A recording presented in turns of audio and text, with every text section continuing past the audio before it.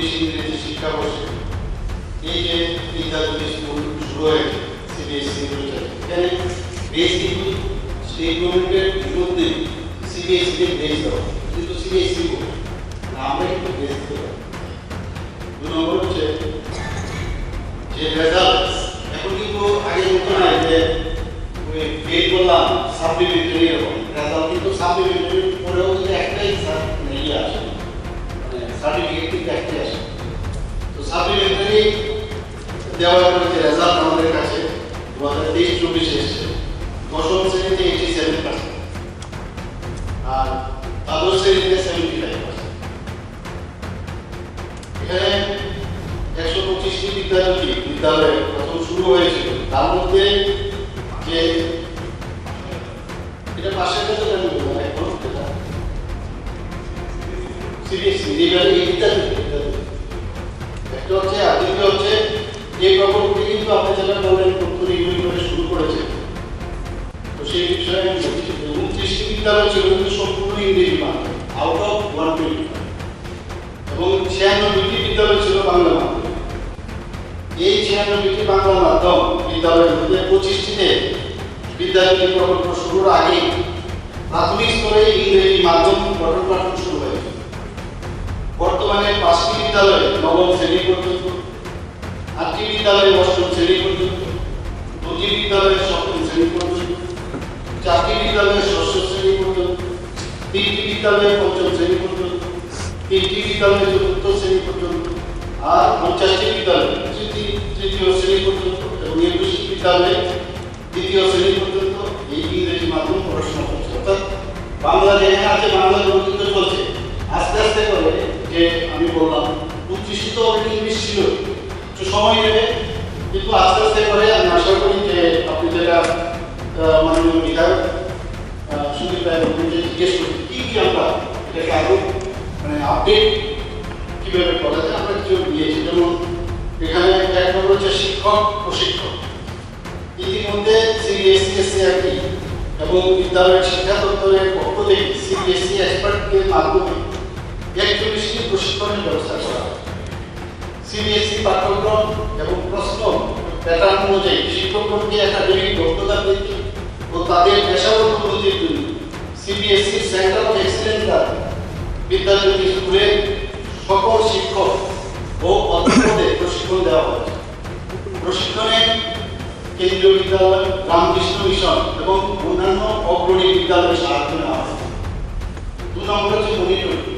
বিদ্যালয় স্কুলগুলোতে মাধ্যমিক শিক্ষা অধিকর্তার নেতৃত্বে ওএসডি, প্রিন্সিপাল, সিবিএসসি ম্যানেজার এবং প্রতিটি স্কুলে 5 জন শিক্ষক সহ জেলা শিক্ষক অফিসারের মাধ্যমে জেলা স্তরে পর্যালোচনা বৈঠকের মাধ্যমে বিশেষ পর্যবেক্ষণ করা হচ্ছে।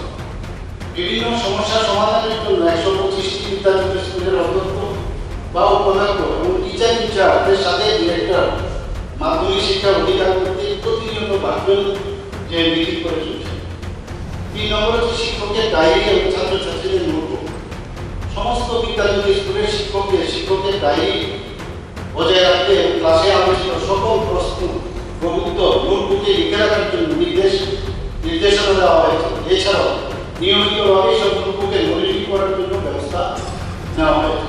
4 নম্বর হচ্ছে জেলা কোঅর্ডিনেটর এবং বিষয় বিশেষজ্ঞ। প্রতিটি জেলা থেকে একজন ওএসডিকে জেলা কোঅর্ডিনেটর হিসেবে নিযুক্ত করা হয়েছে এবং বিদ্যালয় স্কুলের বিদ্যমান জিটি এবং পিজিটি থেকে জেলা পর্যায়ে বিষয়ভিত্তিক বিশেষজ্ঞদের নির্বাচিত করা হয়েছে। তাদের মাধ্যমে জেলার বিভিন্ন বিদ্যালয় স্কুলকে সহায়তা করা হবে। 5 নম্বর হচ্ছে রিসোর্স জেনারেশন কর্মশালা। 125টি সিবিএসসি অনুমোদিত বিদ্যালয় স্কুলের মাধ্যমিক ও উচ্চ মাধ্যমিক স্তরের শিক্ষকদের জন্য রিসোর্স জেনারেশন কর্মশালা সফলভাবে সম্পন্ন হয়েছে। আপনি যেটা বলেন যে নমুনা প্রশ্নে কিভাবে করা উচিত এই ধরনের অনেক প্রশ্ন করার আমি নিজেও কলেজের একজন টিচার ছিলাম, আমি জানি ইটস ভেরি ইম্পর্টেন্ট মানে পয়েন্ট।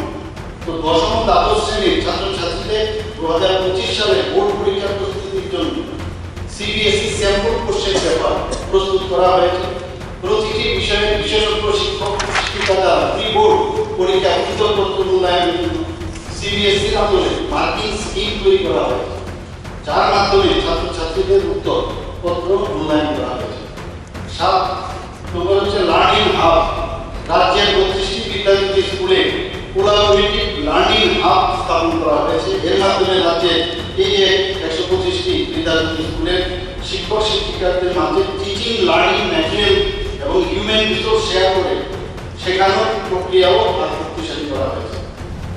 8 নম্বর হচ্ছে গ্রুমিং ক্লাসরুম।